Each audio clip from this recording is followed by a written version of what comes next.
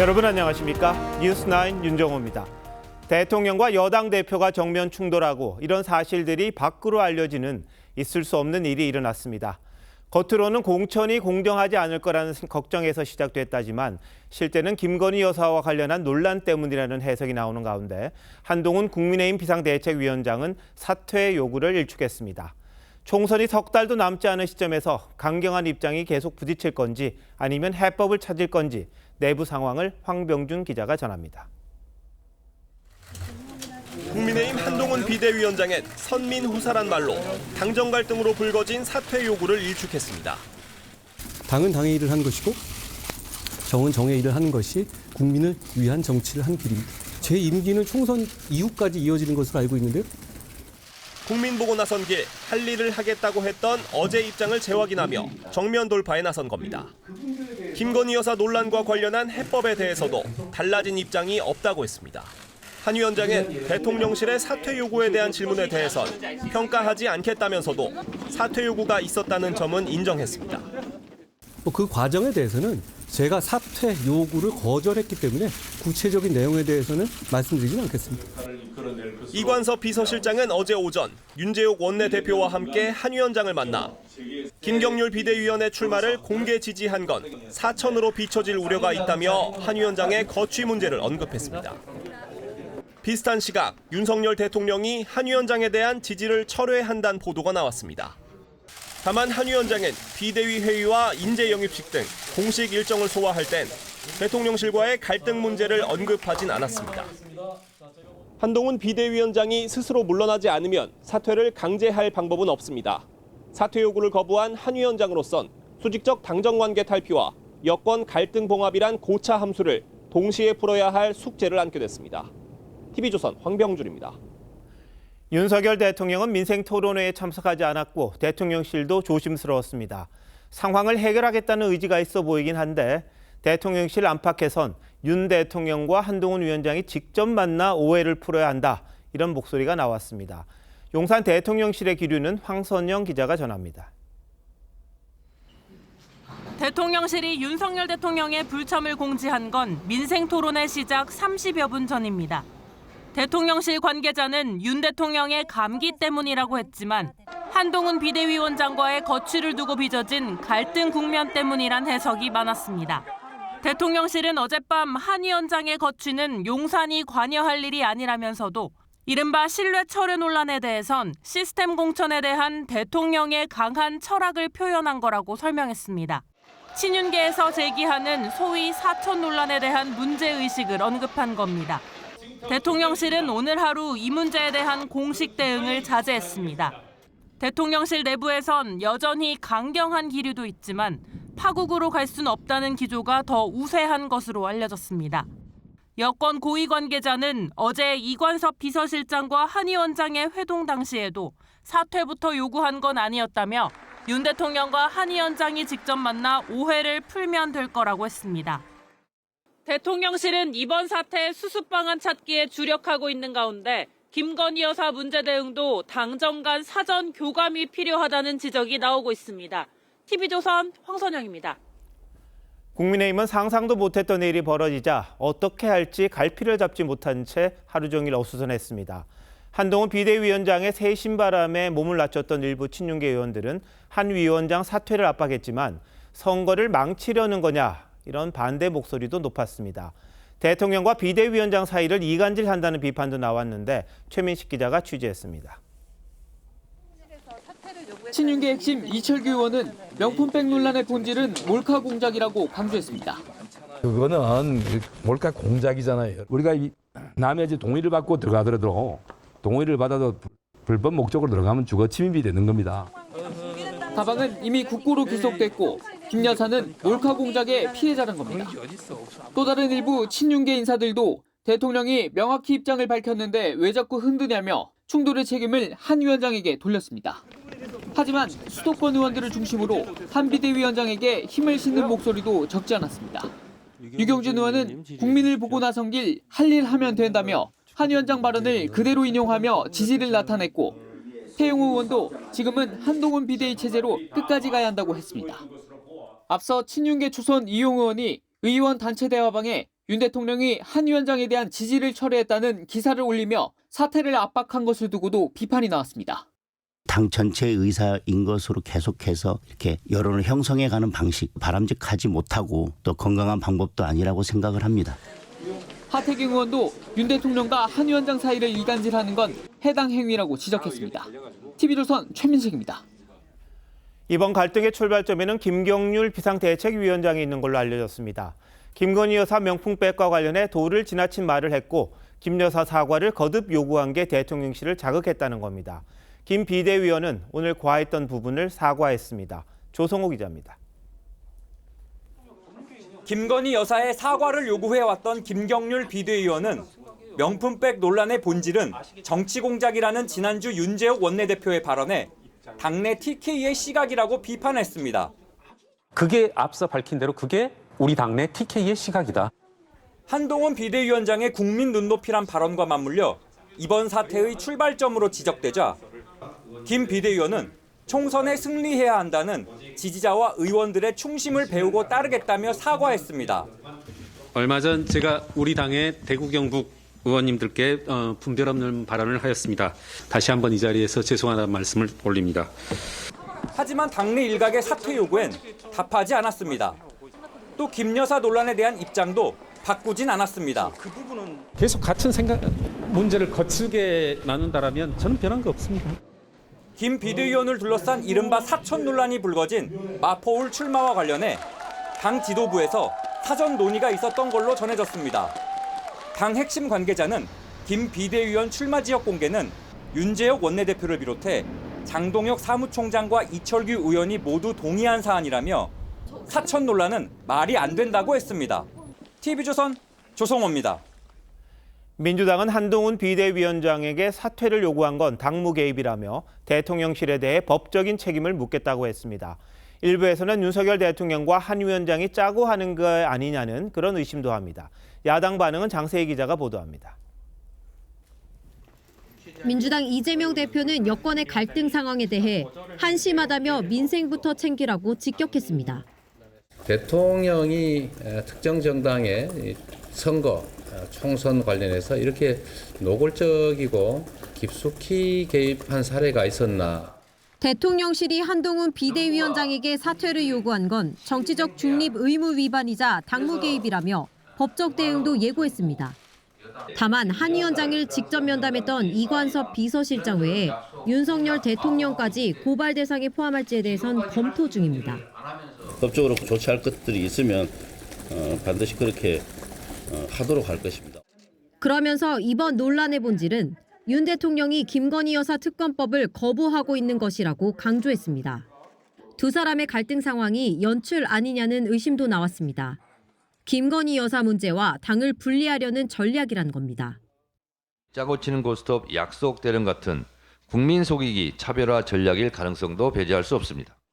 다만 박지원 전 국정원장은 권력 투쟁이 확실한 것 같다며 한 위원장이 물러날 수밖에 없을 것이라고 전망했습니다. 민주당에선 한동훈 위원장을 윤석열 아바타라고 비판해왔던 만큼 대통령과 각을 세우는 현 여당 상황을 예의주시하는 분위기입니다. TV조선 장세희입니다. 사퇴 요구와 거부 입장을 한 차례씩 주고받은 뒤 대통령실과 한동훈 비대위원장 일단 숨고르기에 들어간 것 같습니다. 하지만 총선을 앞두고 불거진 갈등 양상에 여권 내부적으로는 살얼음판을 걷는 분위기 역력합니다. 여당을 취재하고 있는 정치부의 김아림 기자 나와 있습니다. 자, 김 기자. 앞서 김경률 비대위원 사천 논란, 이게 이번 사태의 발단이다. 이렇게 표면적으로는 돼 있는 거죠? 네, 표면적 이유는 그렇습니다만 본질은 결국 김건희 여사의 명품백 논란에 대한 대응 방식을 둘러싼 시각차로 봐야 할 겁니다. 특히 프랑스 루이 16세의 왕비였던 마리 앙투아네트의 김 여사를 비유한 김 비대위원 발언을 고리로 김 여사 문제인식을 둘러싼 갈등이 폭발한 거란 해석이 지배적입니다. 네, 대통령실에서는 이번 논란, 그러니까 김건희 여사 명품백 논란이 공작의 결과다. 이런 점을 굉장히 강조를 하고 정치 공작이다. 이런 입장인 거죠? 그렇습니다. 고인이 된 김 여사 부친과의 친분을 이용해서 몰래카메라로 불법 촬영을 했다는 건데요. 한 위원장의 생각도 사실 다르지 않습니다. 하지만 김 여사의 사과 필요성엔 견해차가 있습니다. 대통령실은 몰카 범죄 피해자인 김 여사가 사과하면 오히려 야당 공격에 빌미를 제공할 수 있다고 우려를 하고 있습니다. 자, 그렇지만 한 위원장 입장에서는 국민들 입장에서는 좀 우려할 게 있다. 그런 이야기를 했고 그 입장이 그대로인 거죠, 지금도. 그렇습니다. 법적인 문제가 아니라 국민 정서의 문제라는 겁니다. 윤 대통령이 지난해 10월 강서 보궐선거 패배 이후에 국민이 늘 옳다고 했었는데요. 이 같은 인식의 연장선이라는 설명입니다. 자, 근데 앞서 전해드렸습니다만 한동훈 비대위원장 사퇴할 생각이 전혀 없어 보입니다. 그럼 어떻게 되는 겁니까, 앞으로는? 국민의힘 당원 당규에는요, 비대위원장 사퇴 절차를 규정한 조항은 없습니다. 스스로 물러나지 않는 한 직접 사퇴를 강제할 방법은 없는 셈인데요. 관건은 당내 여론입니다. 2014년에 박영선 새정치연합 비대위원장이 사퇴한 적이 있는데 친노 주류 의원들의 계속된 사퇴 압박을 견디지 못했습니다. 자, 그럼 지금 그렇게 압박이 있는 겁니까? 아니면 지금 국민의힘 분위기는 좀 다른 겁니까? 어떻습니까?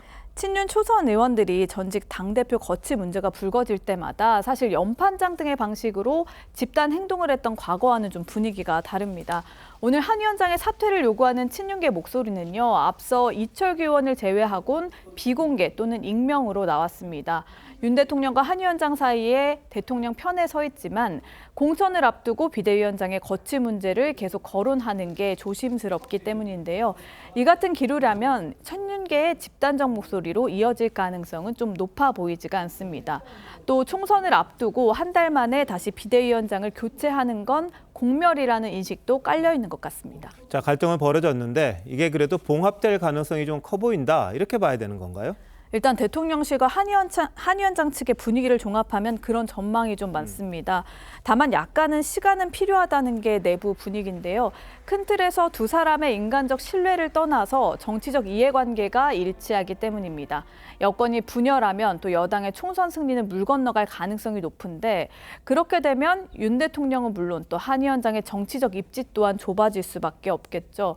그래서 한 여권 핵심 관계자는요, 윤 대통령의 임기가 여전히 3년 이상 남아있고 한 위원장도 총선을 성공적으로 이끌지 못한다면 향후 정치 행보가 불투명할 수밖에 없다는 점을 잘 알고 있을 거라고 했습니다. 네, 보통 한 위원장과 윤 대통령 복심 관계다 이런 이야기를 했었는데 이제는 정치적 운명 공동체다. 같이 죽고 같이 사는 그런 관계가 된 거네요. 네, 김아린 기자 잘 들었습니다.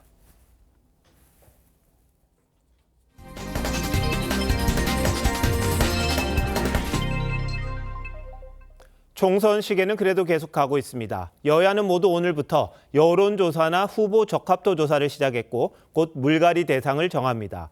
중진 의원들마저 경선 때 감점을 당할까 봐 ARS 여론조사에 응답해달라고 부탁한다는데 윤동빈 기자가 취재했습니다.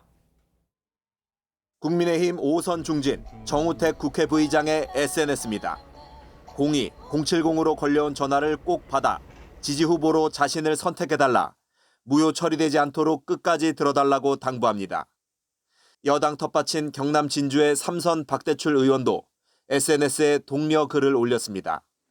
국민의힘이 오늘부터 나흘 동안 현역 의원들의 공천 배제, 컷오프를 위한 여론조사에 들어가면서 발등에 불이 떨어진 겁니다. 특히 문제되는 것이 현역 회원입니다. 그래서 여기에 관해서는 세밀하게 교체 지수를 만들었습니다. 교체 지수 중에서 여론조사는 40%로 반영 비율이 가장 높습니다. 최종 하위 10% 의원들은 공천 배제되는데 컷오프를 면하더라도 15% 감점을 받고 시작하는 동일 지역 3선 이상 의원은 교체 지수 하위 30% 안에 들 경우 최대 35%의 감점을 받기 때문에 경선에서 질 가능성이 커집니다.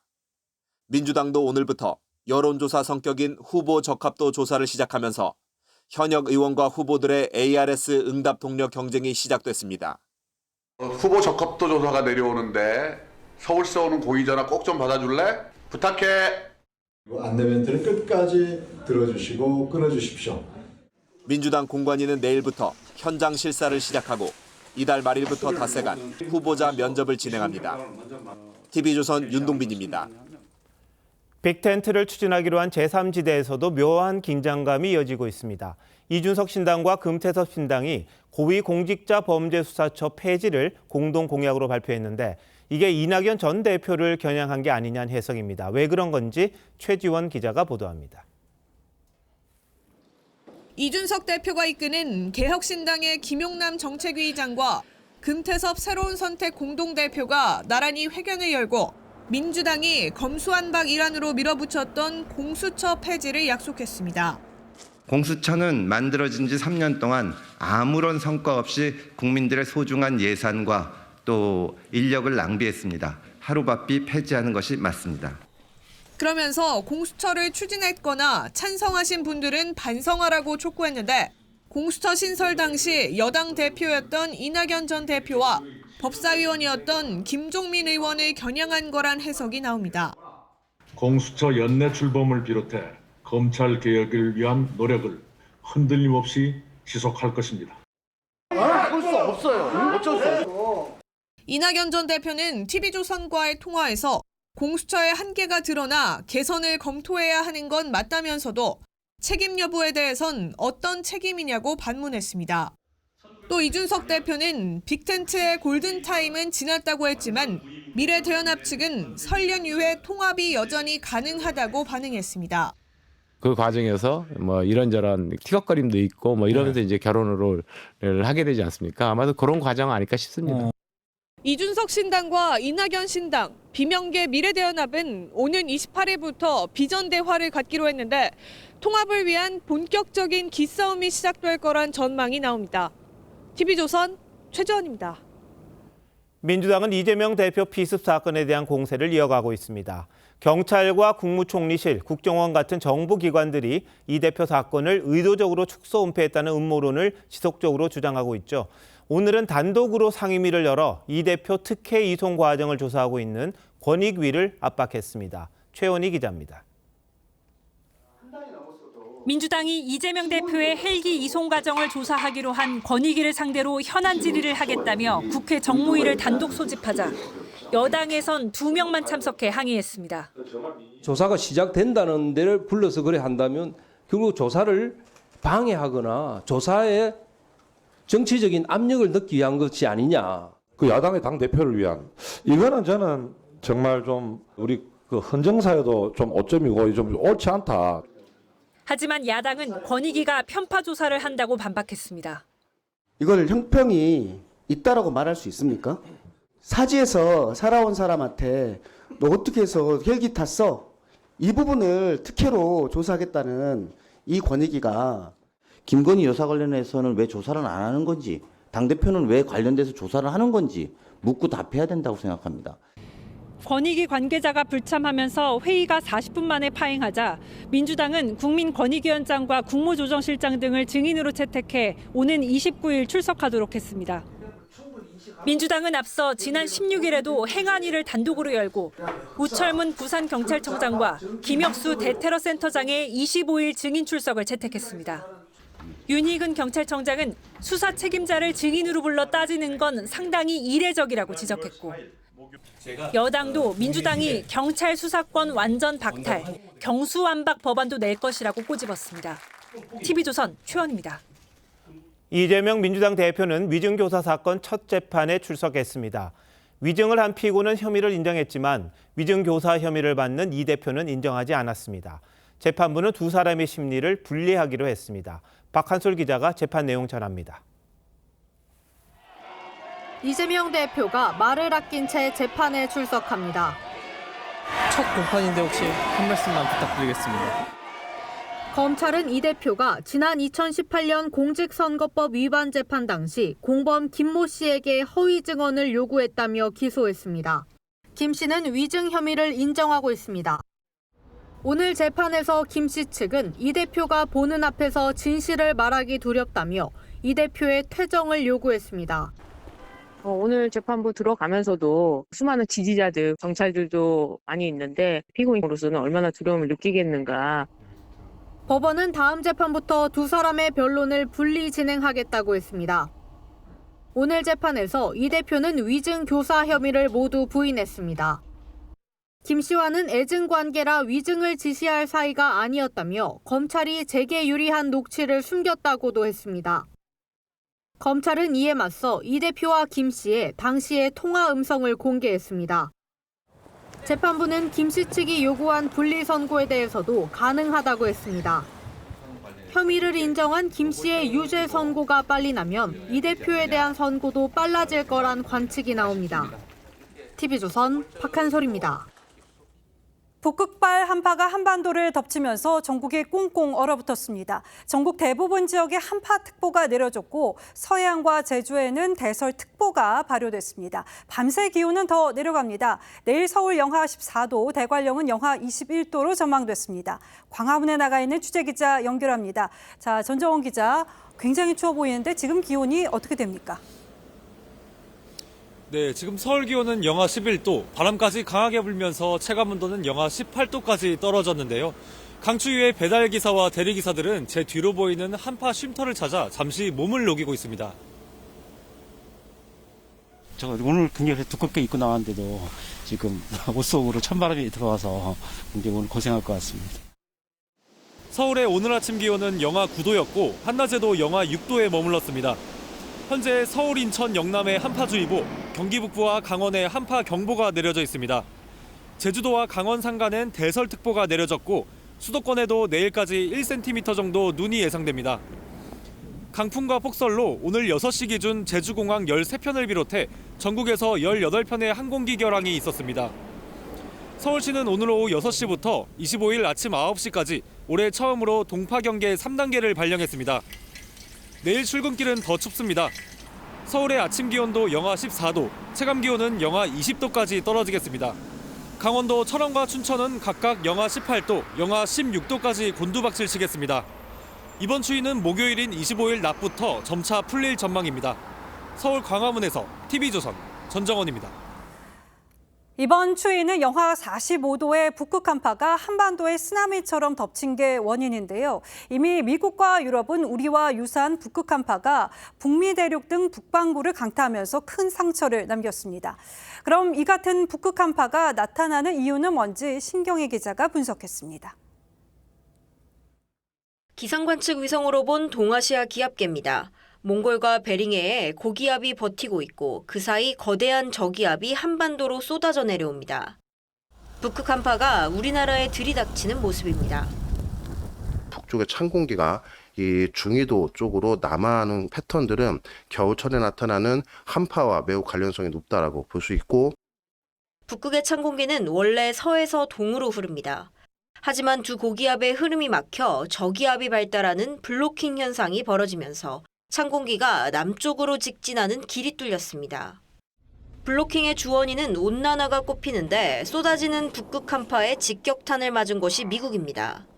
일주일 새 사망자가 90명에 육박합니다. Can I say crazy, but with the capitals?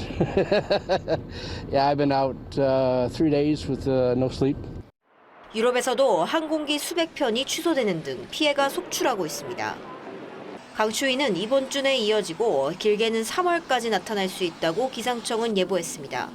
TV조선 신경입니다. 이렇게 날씨가 갑자기 추워지면 난방비가 걱정이죠. 난방비를 절약할 수 있는 화목난로를 사용하던 노부부가 숨졌습니다. 화목난로와 보일러로 인한 화재는 겨울철 반복되는 사고 중 하나인 만큼 주의하셔야겠습니다. 이승훈 기자입니다. 주택 지붕이 완전히 녹아내렸습니다. 집안에선 희뿌연 연기가 쉴 새 없이 뿜어져 나옵니다. 이 불로 집안에 있던 80살 이모 씨 등 노 부부가 숨졌습니다.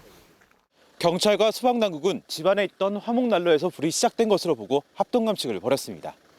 이웃들은 평소 이 씨가 거동이 불편한 아내를 잘 보살피는 등 부부간 금술이 좋았다며 안타까워했습니다. 금술이 좋으셔서 그 회관에 식사 자리가 있으시면 같이 매일 내려오시고, 이 씨의 집에서는 5년 전에도 외출한 사이 화목보일러 과열로 불이 나기도 했습니다. 화목난로와 보일러는 난방비를 절약할 수 있어 주로 농촌 지역에서 사용합니다. 하지만 불티가 튀거나 연통이 과열돼 화재가 자주 발생합니다. 최근 3년 동안 1207건의 화재로 63명이 죽거나 다쳤습니다. 그 흐름에 불이 옮겨 붙어서 이제 화재가 발생하기도 하고, 이제 화목 보일러의 경우에는 온도를 정확하게 파악하기도 힘들고 이제 불씨가 쉽게 날리기 때문에 전문가들은 화목 난로와 보일러 주변 2m 안에 가연성 물품을 두지 말고 연통은 최소 석 달에 한 번씩 청소해야 한다고 당부했습니다. TV조선 이승훈입니다. 최근 아파트에서 대형 화재가 잇따랐죠. 지난주에는 새벽 시간 서울의 한 아파트에서 불이 나 자칫 큰 피해로 이어질 수도 있었는데요. 20대 청년이 1층부터 13층을 오르내리면서 주민들을 대피시킨 덕분에 화를 면했습니다. 임서인 기자가 이 청년을 만났습니다. 반팔 차림에 슬리퍼를 신은 남성이 황급히 계단을 뛰어내려옵니다. 지난 18일 새벽 6시 반쯤 서울 방화동 15층 아파트 14층에서 불이 났습니다. 6층에 사는 23살 우영일 씨는 1층에서 119에 전화를 건 뒤 엘리베이터를 타고 다시 14층으로 올라갔습니다. 복도를 가득 채운 연기를 뚫고 쓰러져 있던 주민을 구했습니다. 빨리 꺼내야겠다는 생각으로 어르신 입에다가 대고 앞으로 이제 복도 쪽으로 다 끌어내가지고 우 씨는 이 비상계단을 통해 사람들을 대피시켰는데요. 1층부터 13층을 2번 오르내리며 배경화구의 대문을 두드렸습니다. 청각은 여기 쭉 문을 두드리고 다니더라고. 빨리 대피하셔야 된다고. 나오셔 하면서 막. 위급한 순간 우 씨는 3년 전 돌아가신 아버지의 유언을 떠올렸습니다. 너는 죽을 때까지 남을 돕고 살면서 죽을 때 한치의 부끄럼도 없이 죽어라라고 말씀을 하시더라고요. 목숨을 걸고 소중한 생명을 구한 우 씨는 남을 도울 기회가 찾아온 게 오히려 감사하다고 했습니다. TV조선 임서인입니다. 지난달부터 경남 김해의 딸기 재배 농가들이 출하를 앞둔 딸기를 잇따라 도둑 맞는 일이 있었습니다. 딸기 하우스에 CCTV가 없어서 경찰이 수사에 애를 먹었는데 자동차 전조등 불빛을 추적한 끝에 범인을 붙잡았습니다. 범인은 같은 마을에 사는 이웃이었습니다. 이성진 기자가 취재했습니다. 칠흑 같은 어둠이 깔린 이른 새벽, 차 한 대가 딸기 하우스 주변을 돌아다닙니다. 같은 날 저녁 이 차량은 시내에서 발견됩니다. 하우스 농가에서 훔친 딸기를 시내 주점에 팔러 가는 길입니다. 연결된 도로가 있을 거 아닙니까? 저희들 이제 CCTV 그 불빛이 이제 불빛이 하나 보였을 텐데 그 불빛을 따라서 이제 거리에 저희들이 추적해 나간 거거든. 경찰에 붙잡힌 50대 남성은 지난달부터 올 초까지 8개 농가에서 딸기 390kg을 훔쳤습니다. 1kg에 2만 원씩, 시가 780만 원어치에 이릅니다. 하지만 이 남성은 유흥비 마련을 위해 주점 등에 헐값에 팔아 넘긴 것으로 조사됐습니다. 딸기는 하우스 안에 들어와 직접 따거나 수확해 놓은 걸 훔쳐갔는데 잡고 보니 이웃이었습니다. 금값인 딸기를 노린 절도범이 기승을 부리자 농민들은 불침번까지 섰습니다. 어떤 농가는 저녁에 자기들 막에 와서 차를 세놓고 그 숙식을 하면서 지키는 사람도 있었고. 경찰은 이 남성을 상습 절도 혐의로 구속하고 공범이 있는지 등을 수사하고 있습니다. TV조선 이성진입니다. 불법 도박 사이트를 운영해서 수백억 원을 벌어들인 일당이 검찰에 붙잡혔습니다. 총책의 집에서는 피카소, 앤디 워홀, 백남준 등의 작품이, 또 차고에서는 40억 원짜리 차량이 발견될 정도로 이들은 초호화 생활을 해왔는데요. 이 일당이 자금을 세탁한 방식이 상당히 지능적입니다. 김동현 기자가 취재했습니다. 벽면에 걸린 그림에 딱지가 붙습니다. 미술거장 파블로 피카소의 작품들로 추정됩니다. 이 집에서는 리텐슈타인과 백남준 등 다른 거장들의 작품들도 발견됐습니다. 또 명품 가방도 무더기로 쏟아져 나왔습니다. 검찰은 이를 모두 압수했습니다. 불법 도박 사이트를 운영해 번 돈으로 산 물건들이기 때문입니다. 집주인 40대 남성은 검은 돈을 세탁한 국내 총책이었습니다. 일당들은 16개 도박 사이트에서 번 돈 6억 원씩을 매일 100개의 대포 통장에 받아 세탁해온 것으로 드러났습니다. 타이어 회사 인수로 140억 원, 재개발 사업 투자 및 회수로 230억 원의 자금 세탁을 했습니다. 세탁한 돈은 현금 5만 원권 다발로 산더미처럼 쌓아두기도 했습니다. 40대 남성의 차고에는 40억 원이 넘는 슈퍼카도 있었습니다. 남성은 성공한 사업가 행세를 하면서 호화 생활을 즐겼습니다. 검찰은 40대 남성 등 9명이 지난 2018년부터 4년간 모두 550억 원의 검은 돈을 세탁하거나 관리한 것으로 보고 이들을 재판에 넘겼습니다. 범죄 수익금의 97%인 535억 원은 추징 보전했습니다. 또 해외로 달아난 30대 불법 도박 사이트 운영자는 인터폴에 적색 수배했습니다. TV조선 김동영입니다. 정부가 생활 규제를 폐지합니다. 국민이 체감할 수 있는 대책인지 한번 보시죠. 우선 휴대전화 단말기 유통구조 개선법을 폐지합니다. 이동통신사와 대리점의 보조금 경쟁으로 통신비 인하를 유도하겠다는 건데요. 또 대형마트 의무 휴업일을 공휴일이 아닌 평일에도 할 수 있도록 규제를 완화합니다. 그럼 규제 폐지 시점은 언제쯤으로 예상되는지 김지아 기자가 전하겠습니다. 오늘 열린 5번째 민생토론회에서 정부는 이른바 단통법 전면 폐지 방침을 밝혔습니다. 통신비 부담을 낮추기 위해 단말기 유통법을 폐지하여 지원금 공시제도와 추가 지원금 상환을 없애서 시장 경쟁을 촉진하고 2014년 도입된 단통법은 휴대전화를 살 때 구입 시기나 매장에 상관없이 모두 같은 지원금을 지급하도록 하는 제도입니다. 일부 소비자가 할인 혜택을 독식하는 걸 막는다는 취지로 도입됐지만 경쟁이 사라지면서 소비자 혜택은 줄고 통신사 배만 불린다는 지적이 끊이지 않았습니다. 통신사들 경쟁이 과열되면서 그 이득이 소비자한테 돌아가지 않을까 생각합니다.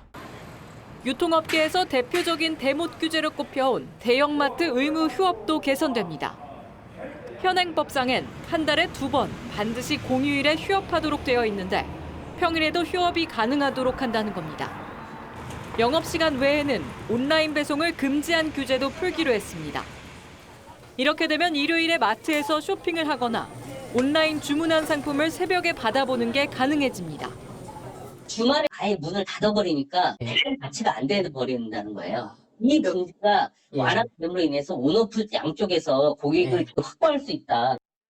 책값 할인을 제한하는 도서 정가제도 손보기로 했습니다. 다만 오늘 정부가 발표한 규제 개선안은 모두 법 개정 사항이라 총선을 앞둔 상황에서 당장 실행은 어려울 거라는 관측도 나옵니다. TV조선 김자입니다. 이번 주말 서울시가 내놓은 대중교통 무제한 이용카드가 시범 운영되는데 이어 오늘 5월에는 정부와 수도권 지자체가 교통비 절감 카드를 내놓죠. 서민 부담을 줄이는 게 명분이지만 다른 의도가 있다는 해석도 나옵니다. 고희동 기자가 설명드리겠습니다. 오세훈 서울시장과 김동연 경기지사, 유정복 인천시장, 박상우 국토부 장관이 만났습니다. 차례로 내놓는 교통비 절감 카드를 설명하는 자리입니다. 기후위기에 대응하기 위해서는 대중교통 이용 활성화가 아주 절실한 추진 과제입니다. 국민들의 교통비 부담이 매우 커졌고 서울시는 이달 말 6만 원 선에서 대중교통을 무제한 사용할 수 있는 기후 동행 카드를, 국토부는 5월부터 전국에서 쓸 수 있는 K패스를, 경기도와 인천시는 K패스를 기반으로 한 카드를 내놓습니다. 하지만 서울시 카드는 경기도에서는 쓸 수 없습니다. 하남 미사역입니다. 서울에서 출발해 이곳에 내릴 경우 기후동행 카드가 적용되지만 서울로 갈 때는 할인을 받을 수 없습니다. 네 사람은 시민들에게 혼란을 주지 않도록 수도권 통합을 강화하겠다고 했지만 4월 김포시를 시작으로 인천시와 그 외 수도권 지역으로 사용 범위를 계속 확대할 수 있도록 노력하겠습니다. 충분한 조율이 없었다는 얘기도 나왔습니다.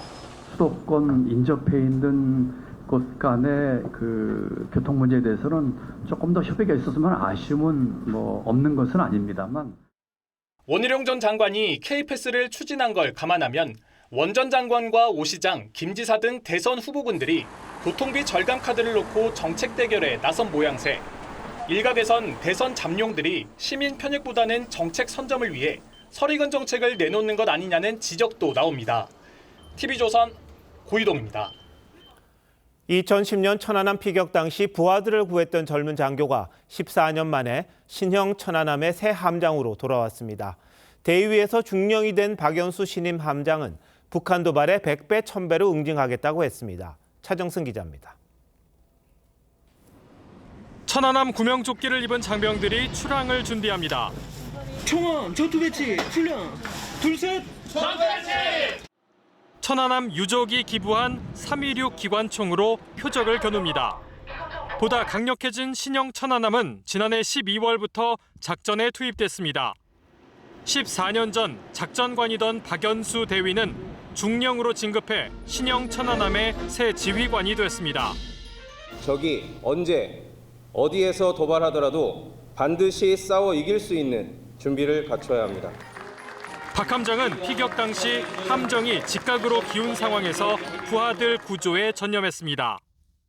안 보인 순간이 몇 초였지만 저는 정말 길게 느껴졌고 그런 희생이라든가 또 용기에 이렇게 감사했습니다. 천안함 46 용사를 추모한 박 함장은 도발엔 100배, 1000배의 응징을 약속했습니다. 적이 도발하면 즉각 강력하게 끝까지 응징해 전우들의 원한을 갚겠습니다. TV조선 차정승입니다. 초중고 선생님들을 대상으로 하는 연수교육 시험 문제에 어떤 게 나왔는지 아십니까? 한반도 평화를 위해서는 이걸 하지 말아야 한답니다. 서울시 교육청은 이 문제가 포함된 강의를 법정 의무 교육으로까지 지정했다는데 무슨 문제인지 박시영 기자가 알아봤습니다. 한반도 평화를 위해 해야 할 행동으로 옳지 않은 것을 묻는 사지선다 문제입니다. 정답은 3번, 북한 체제에 대한 적극적인 비판입니다.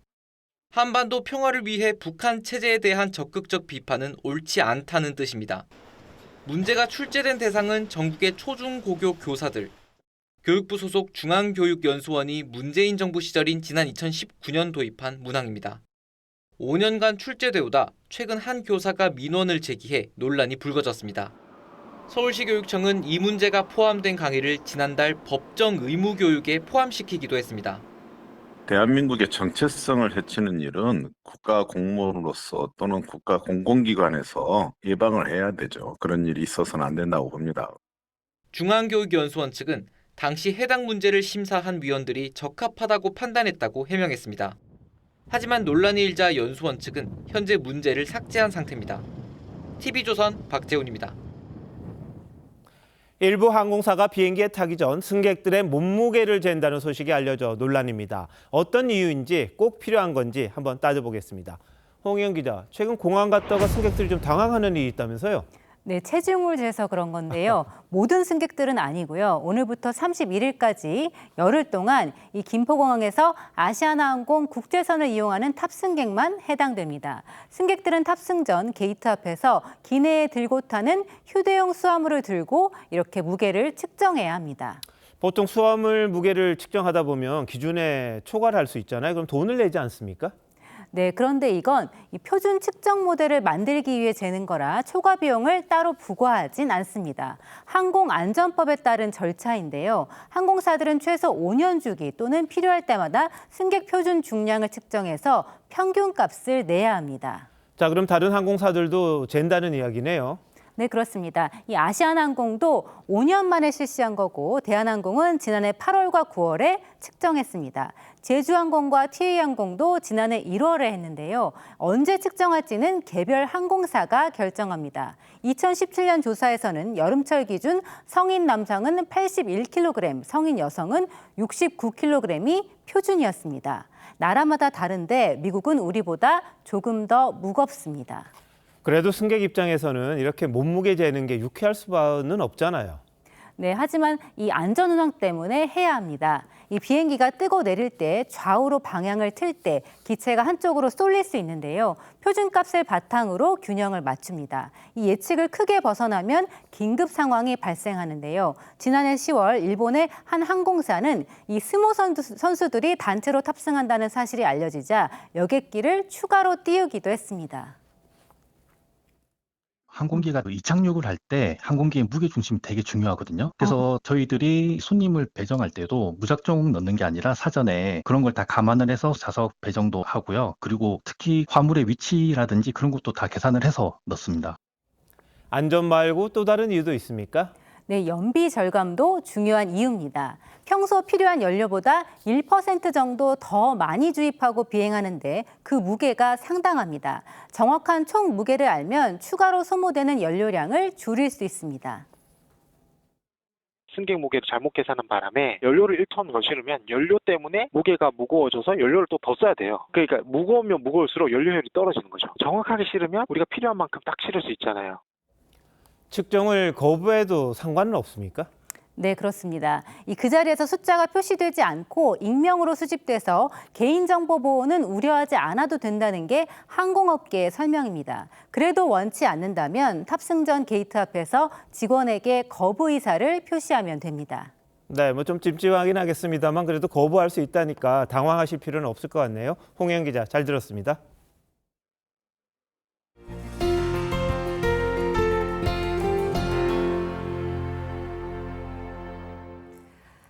일과 삶의 균형을 중요시하는 워라밸 시대를 맞아서 근무 시간을 유연하게 가져가는 기업이 늘고 있습니다. 월화수목 토토일, 이렇게 금요일을 토요일처럼 쉬는 주 4일 근무제를 재계순위 5위인 포스코가 격주로 시작합니다. IT와 온라인 분야가 아닌 주요 제조업 분야에서는 처음 있는 일입니다. 유혜림 기자입니다. 포스코 직원 고경주 씨는 다음 주 금요일에 1박 2일 가족여행을 갈 예정입니다. 오늘부터 격주 주 4일 근무제 시행으로 금, 토, 일 연휴가 생겼기 때문입니다. 어린이집 등원하면서도 이제 다음 주 주말에 엄마 아빠랑 강원도 놀러 갈 거라고 이렇게 얘기해주면서 새 가족이 설레하면서 왔습니다. 전체 근무 시간은 변화가 없는 대신 평일에 조금 더 일하고 금요일에 몰아서 쉬는 방식입니다.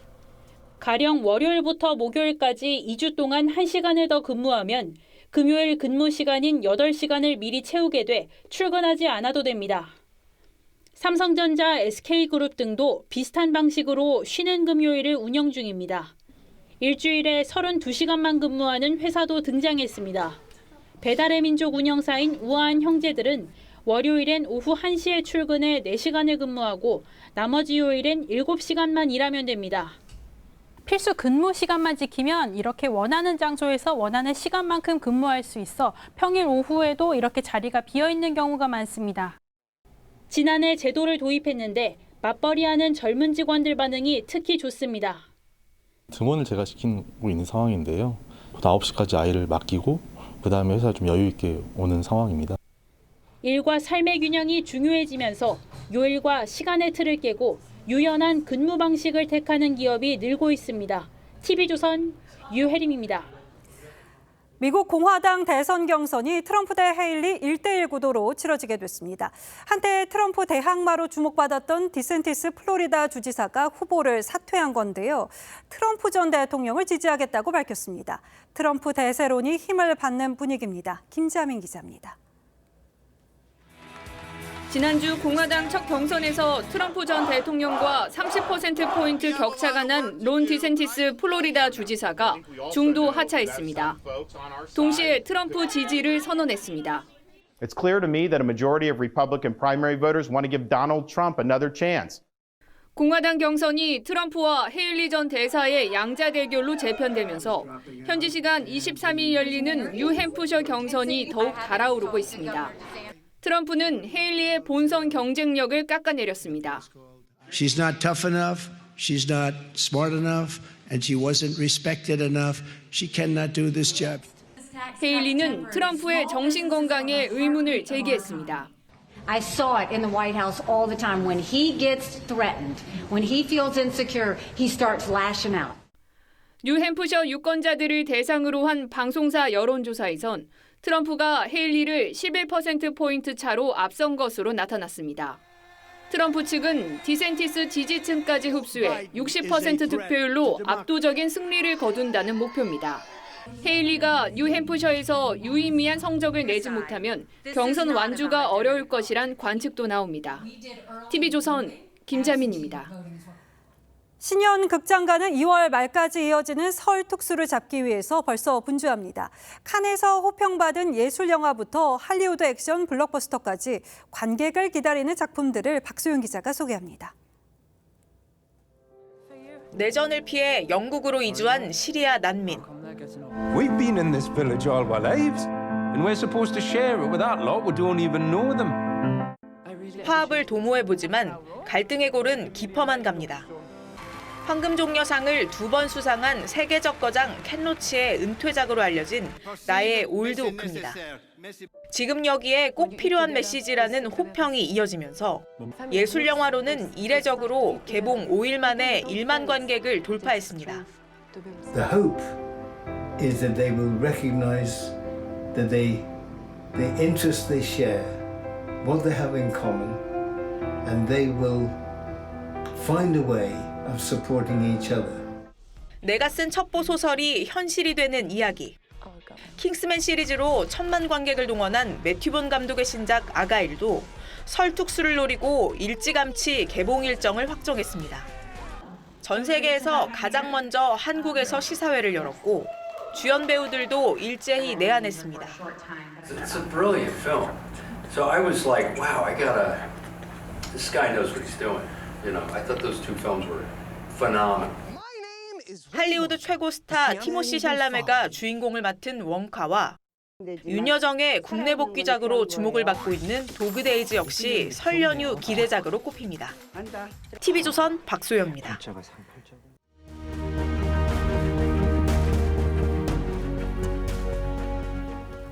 Alfredo! Puoi partire. 마을에 들어온 영화를 신부가 검열합니다. 키스씬이 나올 때마다 종을 흔들어 잘라내라고 하죠. 마을 사람 눈을 가린다고 신부의 위선이 가려지진 않습니다. 참새들이 앉은 전깃줄에 큰 새가 날아듭니다. 함께 어울리고 싶어 합니다. 전깃줄이 아래로 처지자 참새들이 마구 쪼아댑니다. 큰 새가 땅으로 곤두박질 치고 반동에 튕겨나간 참새들도 추락합니다. 죄다 깃털이 뽑힌 채요. 제 임기는 총선 이후까지 이어지는 것으로 알고 있는데요. 한동훈 국민의힘 비대위원장이 대통령실의 사퇴 요구를 확인하며 다시 거부했습니다. 한 위원장의 거취를 둘러싼 당정 갈등 심상치가 않습니다. 앞서 대통령실은 한 위원장에 대한 기대와 신뢰를 대통령이 철회했다는 보도를 사실상 확인했습니다. 투명한 시스템 공천에 대한 대통령의 강한 의지의 표현이라고 했습니다. 한 위원장이 김경률 비대위원을 마포을 출마자로 소개했던 일을 문제 삼은 겁니다. 사려 깊지 못했지만 사퇴까지 요구할 사안이냐는 의구심이 따릅니다. 그러다 보니 시선은 김건희 여사 명품백 논란으로 귀결됩니다. 김 비대위원의 마리 앙투아네트 비유가 도화선이 됐다는 얘기가 나옵니다. 거기에 한 위원장의 국민 눈높이 발언이 불을 당겼다는 거죠. 그간 대통령실은 김 여사를 둘러싸고 무슨 일이 벌어졌는지 설명도 해명도 하지 않았습니다. 함정과 공작이 본질이라고만 강조해왔죠. 친윤계도 피해자가 왜 사과하느냐고 합니다. 검은 코끼리란 말이 있습니다.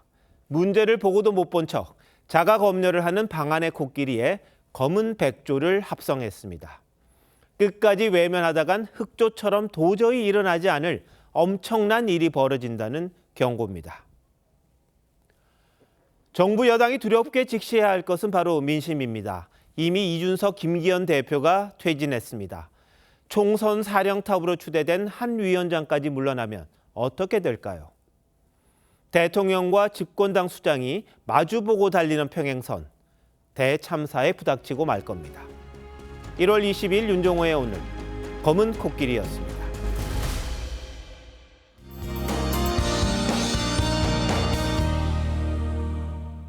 그야말로 살을 애는 듯한 추위가 종일 이어지고 있습니다. 전국 곳곳으로 한파특보가 확대됐고 일부 중북부와 강원에는 한파경보가 내려졌는데요. 내일 아침에는 이 한파가 절정을 이루며 오늘보다도 더 춥겠습니다. 아침에 서울이 영하 14도, 강원 대관령은 영하 21도 보이겠고요. 찬바람이 강하게 불면서 체감 추위는 더 극심하겠습니다. 충청과 호남, 제주로는 모레까지 많은 눈이 내리겠습니다. 제주 산간에는 최대 60cm가 넘는 눈폭탄이 쏟아지겠고요. 호남 서부에 최대 20cm 이상, 충남 서해안에도 3에서 10cm가량이 예상됩니다. 해안가와 제주로는 강풍특보가 발효 중인 가운데 그 밖의 지역으로도 바람이 강하게 불겠습니다. 내일 수도권과 동쪽 하늘은 대체로 맑겠습니다. 내일 한낮에도 서울이 영하 7도, 인천이 영하 8도 선에 그치겠습니다. 물결은 최고 5m까지 거세게 일겠습니다. 금요일까지 한파가 길게 이어지다 주말부터 차츰 누그러지겠습니다. 날씨였습니다. 1월 22일 월요일 뉴스나인 마칩니다. 시청해주신 여러분 고맙습니다.